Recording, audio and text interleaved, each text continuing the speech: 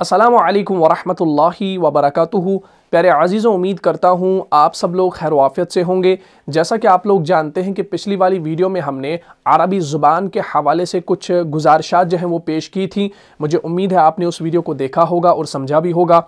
अगर अभी तक आप में से किसी ने उस क्लास को नहीं देखा है तो यहाँ पर जो आई का बटन शो हो रहा है इस पर आप क्लिक कीजिए और उस वीडियो को शुरू से लेकर आखिर तक ज़रूर देखें और उस क्लास का जो लिंक होगा वो आपको डिस्क्रिप्शन में भी मिल जाएगा। तो आज से जो हम ग्रामर की सीरीज़ स्टार्ट कर रहे हैं ये बिल्कुल आसान होने वाली है, बिल्कुल आम फहम होने वाली है। आप सोच भी नहीं सकते हैं कि आप इतनी आसानी से भी अरबी ज़ुबान सीख सकते हैं, लेकिन शर्त यह है कि आपने वीडियोस को पूरा देखना है, मुकम्मल देखना है, हर एक पॉइंट को नोट करना है। मैं बिल्कुल आसान और आम फहम अंदाज में समझाने की पूरी कोशिश करूंगा और बेसिक लेवल से लेकर एडवांस लेवल तक हम इंशाल्लाह यहाँ पर पूरा कवर करने वाले हैं, लेकिन स्टेप बाय स्टेप इंशाल्लाह। तो गुजारिश करता हूँ जो लोग चैनल पर नए हैं वो लाजमन हमारी चैनल को सब्सक्राइब करें, साथ में जो बेल का आइकन है उसको भी प्रेस करें ताकि हमारी जो नई आने वाली क्लासेस होंगी वो सबसे पहले आप देख सकें, यानी आप कोई भी नोटिफिकेशन मिस ना कर पाएं। तो आज की क्लास में हम बेसिक पॉइंट्स और कुछ इस्तिलाहात को जानेंगे और इनका जानना जो है वो आपके लिए बहुत ही ज़्यादा ज़रूरी है, बहुत ही ज़्यादा अहम है, क्योंकि बुनियादी इस्तिलाहात को जाने बगैर जो है आप अरबी ज़ुबान को आसानी से नहीं सीख सकते। तो हम अल्हम्दुलिल्लाह बिल्कुल बेसिक लेवल से शुरू करने वाले हैं और ये जो सीरीज़ भी होगी इंशाअल्लाह बहुत ही आसान होगी, आम फहम होगी और इंशाअल्लाह मेरी कोशिश भी यही रहेगी कि मैं क्लास को बिल्कुल मुख्तसर बनाऊं ताकि आपको आसानी से हर एक चीज़ समझ में आ जाए। तो सबसे पहले एक मरतबा दुआ पढ़ लें, बिस्मिल्लाहिर्रहमानिर्रहीम, रब्बी यस्सिर वला तुअस्सिर वतम्मिम बिल खैर। देखिए, तजवीद के अंदर हमने हुरूफुल हिज्जा के बारे में पढ़ा और उनकी तादाद को भी जो है हमने आपको सिखाया है, उनका मखरज भी सिखाया है और सिफ़ात भी अल्हम्दुलिल्लाह हमने पढ़े हैं। लेकिन अगर आपको मालूम हो कि उर्दू ज़ुबान के अंदर जो हरूफ तहज्जी है यानी अलिफ से लेकर या तक जो हरूफ हैं उनकी तादाद में भी थोड़ा सा इजाफा है और उनके जो पढ़ने का तरीक़ा है वो भी थोड़ा सा मुख्तलिफ है एज़ कम्पेयर टू जो अरबी के हरूफ है, यानी अरबी के हरूफुल हिज्जा जो है उनसे थोड़ा सा मुख्तलिफ है। अब यहां पर आपने एक चीज देखनी है, जैसा कि आप स्क्रीन पर देख रहे हैं, अलिफ से लेकर या तक ये जो 29 हरूफ हैं, 29 ये इस वजह से आते हैं क्योंकि हम हमजा को अलग से लिखते हैं, अलिफ को अलग से लिखते हैं। अगर हम अलिफ और हमजा को एक मानकर चलें तो 28 बन जाते हैं। तो इसमें कोई बहस की बात नहीं है 28 है या 29 है। कुछ लोग कहते हैं 28 है वो इस वजह से क्योंकि वो हमजा और अलिफ को एक ही शुमार करते हैं। कुछ लोग कहते हैं 29 है वो हमजा को अलग से लिखते हैं। तो इसका कोई मसला नहीं है, ये आप लोगों को मालूम है। अलिफ जो होता है यही हमजा भी बनता है जब इसके ऊपर कोई हरकत आ जाए, अगर ये खाली हो तो ये अलिफ बन जाता है। तो इसमें कोई बहस करने की ज़रूरत है नहीं। तो इस चीज़ को आपने समझना है। तो अलिफ से लेकर या तक जितने भी हरूफ हमने आपको पढ़ाए हैं मुझे उम्मीद है आपको वो समझ में आ गए होंगे और आपको वो याद भी होंगे, ठीक है इंशाअल्लाह। लेकिन यहां पर कुछ इस्तिलाहात हैं उनको आपने समझना है। सबसे पहले यहां पर हम जानेंगे कि हरकत किसे कहा जाता है। देखिए, ज़बर ज़ेर पेश जो है इनमें से हर एक को हरकत कहा जाता है, इनमें से हर एक को हरकत कहा जाता है। और जब हम इन तीनों को मिलाते हैं यानी ज़बर ज़ेर पेश को इकट्ठे मिलाते हैं तो हम इनको कहते हैं हरकात, यानी ज़बर ज़ेर पेश को हरकात कहा जाता है या हरकात सलासा कहा जाता है। यह आपने तजवीद के अंदर भी सीख लिया है। इसके बाद है मुतहर्रिक। मुतहर्रिक किसे कहा जाता है? मुतहर्रिक कहा जाता है हरकत वाले हरफ को, यानी जिस हरफ के ऊपर कोई हरकत हो। फॉर एग्जाम्पल, बा के ऊपर ज़बर है तो बा मुतहर्रिक, ता के नीचे ज़ेर है तो ता मुतहर्रिक, सा के ऊपर पेश है तो सा मुतहर्रिक। तो जिस हरफ के ऊपर कोई हरकत हो, चाहे ज़बर हो, ज़ेर हो या पेश हो, तो हम उसको मुतहर्रिक कहते हैं। क्लियर हो गया? ये चीज़ भी मैंने आपको सिखाई है तजवीद के अंदर, लेकिन यहाँ पर इसको फिर से नोट कर लीजिए क्योंकि हम अब अरबी ज़ुबान को सीखने वाले हैं। अब यहाँ पर इंपॉर्टेंट पॉइंट है, उसको आप नोट कर लीजिए। देखिए, अभी तक आपने ज़बर ज़ेर पेश के नामों को भी याद किया है, यानी ज़बर को हम फ़तहा बताते थे, ज़ेर को हम कसरा बताते थे और पेश को हम ज़म्मा बताते थे, ठीक है ना। ये हमने तजवीद के अंदर सीख लिया है। लेकिन अब हम अरबी ज़ुबान को सीख रहे हैं तो हमने आगे चलकर इस्म की 4 हालतों को पढ़ना है, जिसमें एराब एक हालत है, उसको भी सीखना है। तो उसके अंदर जो है इन नामों का जानना बहुत ही ज़्यादा ज़रूरी है। तो ज़बर का जो दूसरा नाम है उसे कहा जाता है नसब। क्या कहा जाता है? नसब, नून सौद बा, नसब, ठीक है ना। और ज़ेर का जो दूसरा नाम है उसे कहा जाता है जर, जीम रा, जर, ठीक है। और उसके बाद है पेश। पेश का जो दूसरा नाम है उसे कहा जाता है रफ़ा। तो नसब, जर, रफ़ा, ये नाम आप याद कर लीजिए। नसब कहा जाता है ज़बर को, जर कहा जाता है ज़ेर को, और रफ़ा कहा जाता है पेश को। अब जिस हरफ के ऊपर नसब हो तो हम उसे मंसूब कहते हैं। फॉर एग्जाम्पल, बा के ऊपर ज़बर है तो हम इसे कहेंगे बा मंसूब, ठीक है। इसी तरीके से अगर बा के नीचे ज़ेर है, जर है, तो हम कहेंगे बा मजरूर। इसी तरीके से अगर बा के ऊपर पेश है यानी रफ़ा है तो हम कहेंगे बा मरफू। तो इन नामों को आप याद कर लीजिए। क्लियर हो गया। अब हम जानेंगे यहां पर कि वाहिद किसे कहा जाता है। देखिए, वाहिद कहा जाता है जिससे एक चीज समझी जाए।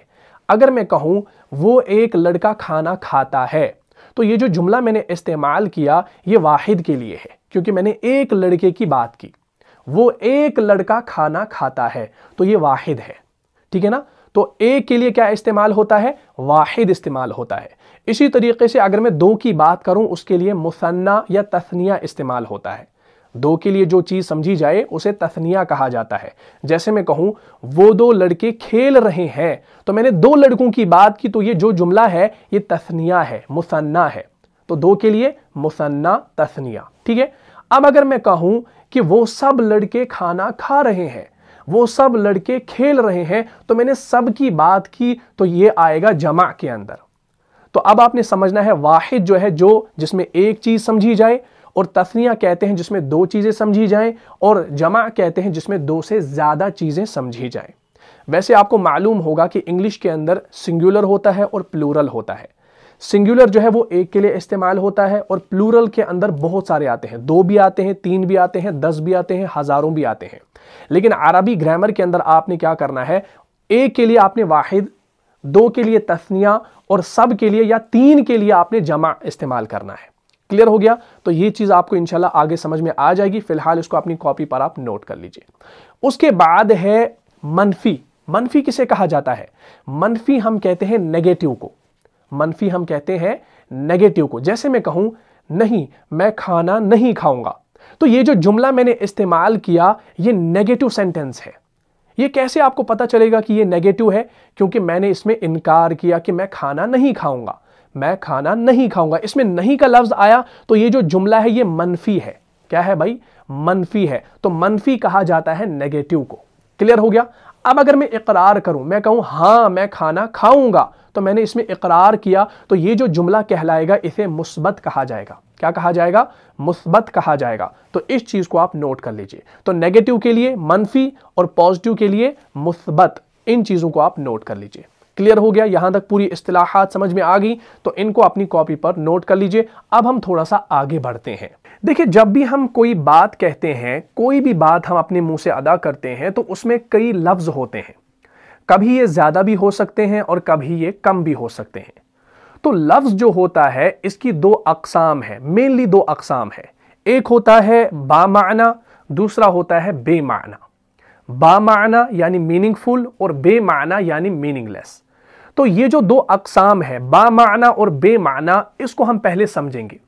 फॉर एग्जाम्पल, मैं एक जुमला आपके सामने पेश करूं, जैसे मैं चाय पीऊंगा, मैं चाय पीऊंगा। मैंने एक जुमला बनाया, और ये जो जुमला बना हुआ है ये अल्फाज को इकट्ठा करने से बना है। जब हमने अल्फाज को आपस में मिलाया, लफ्जों को मिलाने से एक जुमला तैयार होता है, ये आप लोगों को मालूम है। जब तक ना हमारे पास वर्ड्स होंगे तब तक हम सेंटेंस नहीं बना सकेंगे। तो मैंने कहा कि मैं चाय पीऊंगा, तो ये जो जुमला मैंने आपके सामने पेश किया, इनमें हर एक लफ्ज का जो है एक माना है। यानी मैं चाय पीऊंगा, मैं चाय पीऊंगा, तो इनमें जो है हर एक लफ्ज का अपना एक माना है। अब अगर मैं कहूं कि मैं चाय शाय नहीं पीऊंगा, तो अब आप सोचने बैठेंगे भाई इसने जो जुमला बताया इसमें शाय का लफ्ज आया, ये तो हमें समझ में नहीं आया, ये शाय क्या चीज है? तो ये जो शाय है ये लफ्ज तो कहा जाएगा, इसे लफ्ज कहा जाएगा, लेकिन ये बामाना नहीं है बल्कि ये बेमाना है, मीनिंगलेस है। तो मालूम हुआ लफ्ज जो होता है उसकी दो अकसाम होती है, एक होता है बामाना, एक होता है बेमाना। बामाना से मुराद जिसका कोई माना हो, और बेमाना से मुराद जिसका कोई माना, जिसका कोई मतलब ना हो। जैसे मैं कहूं कॉपी, कॉपी का उल्टा शॉपी। कॉपी समझ में आ रहा है, शॉपी समझ में नहीं आ रहा। जैसे कैमरा है, कैमरे का उल्टा शैमरा। कैमरा समझ में आ रहा है, शैमरा समझ में नहीं आ रहा। लेकिन ये दोनों लफ्ज है, कैमरा भी लफ्ज है, शैमरा भी लफ्ज है, लेकिन अब फर्क ये है कि कैमरा जो है ये बामाना लफ्ज है और शैमरा जो है ये बेमाना लफ्ज है। अब हमने क्या करना है कि ये जो बेमाना लफ्ज है इसको हमने छोड़ना है, इसके बारे में हम नहीं पढ़ेंगे। अब आप बताएंगे ऐसा क्यों? क्योंकि हम जो जुबान सीख रहे हैं, हमारा मकसद ये है कि हम कुरान और हदीस को समझ जाए, और कुरान और हदीस के अंदर कोई बेमाना लफ्ज इस्तेमाल नहीं हुआ है, लिहाजा हम इस बेमाना की कैटेगरी को क्या करते हैं, इसको निकाल देते हैं। अब वहां पर क्या बचा? अब वहां पर बचा बामाना। अब वहां पर बचा बामाना, यानी बामाना जो लफ्ज होता है उसे अरबी कवाइद के अंदर कलिमा कहा जाता है। जो लफ्ज बामाना हो, मुफरद हो। बामाना से मुराद जो मीनिंगफुल हो, जिसका कोई मतलब हो, और मुफरद से मुराद जो अकेला हो। अगर कहीं पर अकेला लफ्ज लिखा हुआ है, फॉर एग्जाम्पल कहीं पर मस्जिद लिखा हुआ है, तो हमें समझ में आ गया ये जो कलिमा है ये बामाना है, मुफरद है, क्योंकि ये अकेला लफ्ज लिखा हुआ है मस्जिद, ठीक है ना, तो इसको कलिमा कहा जाएगा। क्यों? क्योंकि ये बामाना है और मुफरद है, अकेला है, सिंगल है। क्लियर हो गया? अब इस कलमे की 3 अक़साम है। कौन कौन सी? सबसे पहला है इस्म, दूसरा है फेल, तीसरा है हर्फ। इस्म, फेल, हर्फ।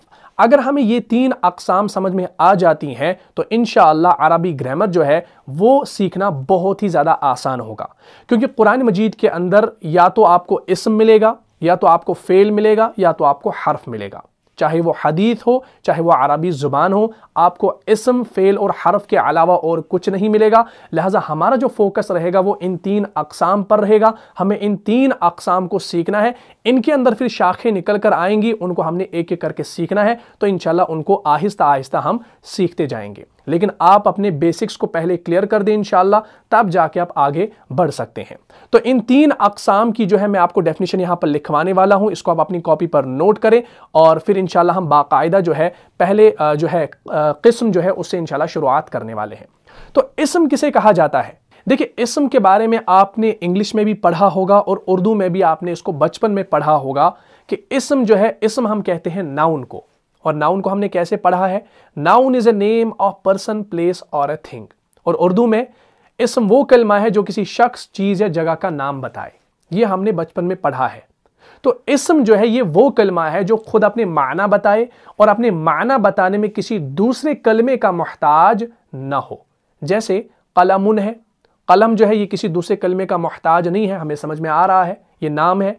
आकिबुन, ये भी किसी दूसरे कलमे का मोहताज नहीं है, हमें नाम से ही जो है ये समझ में आ रहा है, तो ये इस्म है। मस्जिदुन, मस्जिद जो है ये हमें समझ में आ रहा है। शजरतुन, पेड़, ये हमें समझ में आ रहा है, तो इसे हम इस्म कहते हैं। क्लियर हो गया? समझ में आ गया? दूसरी जो किस्म है वो है फेल। फेल किसे कहा जाता है? फेल हम कहते हैं वर्ब को, और वर्ब जो होता है वो हमें एक्शन दिखाता है, काम का जो करना होता है, काम का जो एक्शन होता है वो हमें दिखाता है, उसे वर्ब कहा जाता है। यानी फेल जो है ये वो कलमा है जिससे किसी काम का करना या होना समझा जाए, जिससे किसी काम का करना या होना समझा जाए। और तीनों जमानों में, इस चीज को याद रखना, तीनों जमानों में से कोई जमाना इसमें पाया जाए, इसमें तीनों जमाने जब पाए जाएंगे तब जाकर हम इसको वर्ब कह सकते हैं, फेल कह सकते हैं। जैसे मैं कहूं उसने किया, तो मैं पास्ट की बात कर रहा हूं। उसने क्या? उसने कोई काम किया है, या उसने लिखा, उसने लिखने का काम किया है, लेकिन मैं कब की बात कर रहा हूं? पास्ट की बात कर रहा हूं। उसने लिखा, लिखा वो लिखा हुआ, मतलब उसने लिखा हुआ है, तो मैं पास्ट की बात कर रहा हूं, तो इसको हम फेल कहेंगे। या मैं कहूंगा वो लिखता है, तो मैं प्रेजेंट की बात कर रहा हूं। या वो लिखेगा, मैं फ्यूचर की बात कर रहा हूं। तो इसमें जमाना भी पाया जा रहा है और काम का एक्शन भी है। काम का एक्शन कौन सा है? लिखने का एक्शन है, लिखा। उसने पिया, उसने पिया हुआ है, वो पी रहा है, यानी अभी प्रेजेंट में है। या वो पिएगा, तो ये फ्यूचर में है। तो इसमें जमाना भी पाया जा रहा है, तो हम इसको कहेंगे कि यहां पर जो अमल हो रहा है, जो काम हो रहा है पीने का, इसे वर्ब कहा जाएगा। क्लियर हो गया? पूरा समझ में आ गया? तीसरा जो है वो है हर्फ, जिसे हम इंग्लिश में पार्टिकल कहते हैं। ये बहुत ही इंटरेस्टिंग है। देखिए, हर्फ जो है ये वो कलमा है जिसके माना इस्म या फेल के साथ मिलाए बगैर समझ में ना आए, जिसके माना इस्म और फेल के साथ मिलाए बगैर जो है समझ में बिल्कुल नहीं आए। इसका क्या मतलब है? देखिए, हर्फ जो होता है, जैसे मैं आपको बताऊं, पर जो है ना, अगर हम पर का लफ्ज है, जैसे पर है, अगर हम इसको इस्म और फेल के साथ नहीं मिलाएंगे तो हमें ये बिल्कुल समझ में नहीं आएगा, सेंटेंस समझ में नहीं आएगा। जैसे मैं आपको बताऊं, आकिब जमीन पर बैठा है, आकिब जमीन पर बैठा है। अब अगर मैं ये पर को निकाल दूं, इस पर को मैं ना पढ़ूं, तो क्या बनेगा, आकिब जमीन बैठा। तो ये कुछ समझ में आया, कुछ अजीब लग रहा है, आकिब जमीन बैठा, हमने पर को काट दिया, तो हमें पर जो है ये खाली समझ में नहीं आएगा, ये तब समझ में आएगा, ये तब अपना मफहूम, अपना माना तब ये बयान करेगा जब ये इस्म और फेल के साथ मिलाया जाएगा। तो जब हम इसको मिलाएंगे, आकिब जमीन पर बैठा है, तो हमें समझ में आएगा कि भाई आकिब जो है वो जमीन पर बैठा है। तो ये पर का जो लफ्ज है, अगर हम इसको निकाल देंगे, इस हरफ को निकाल देंगे, तो हमें जुमला समझ में नहीं आएगा। तो ये जो हरफ होता है, ये वो कलमा है, जब तक ना इसको इस्म या फेल के साथ मिलाया जाए तब तक हमें ये समझ में नहीं आएगा। क्लियर हो गया? तो ये जो 3 अक़साम हैं, इनको आप अपनी कॉपी पर नोट करें और इनको अच्छे तरीके से समझ लीजिए, क्योंकि हम इंशाल्लाह अब नेक्स्ट क्लास में जो है इस्म से शुरुआत करने वाले हैं और अच्छे तरीके से इस्म को पढ़ने वाले हैं, क्योंकि इस्म के अंदर हमें 4 हालतों को पढ़ना है और इंशाल्लाह उनको हम एक एक करके जो है पढ़ेंगे। तो ये जो क्लास थी ये बिल्कुल आज बेसिक थी, इसमें कुछ इस्तिलाहात, कुछ पॉइंट्स हमने आपको बता दिए, इनका जानना जो है आपके लिए ज़रूरी है, तब जाके आप आगे जो है और भी चीज़ों को समझ पाएंगे। तो मुझे उम्मीद है आपको ये क्लास अच्छे से समझ में आई होगी। अगर आपको इस क्लास से फ़ायदा हुआ है तो अपने दीनी भाइयों और बहनों में इसको लाजमन शेयर कर दीजिए। मिलता हूँ इंशाल्लाह नेक्स्ट एपिसोड में, तब तक के लिए आप खुश रहें, सलामत रहें, अमन में रहें, हिफाजत में रहें। अस्सलामु अलैकुम वरहमतुल्लाहि वबरकातुहू। जान जा जान से भी प्यारा है, जान जा जान से भी प्यारा है, रहनुमा मुस्तफा हमारा।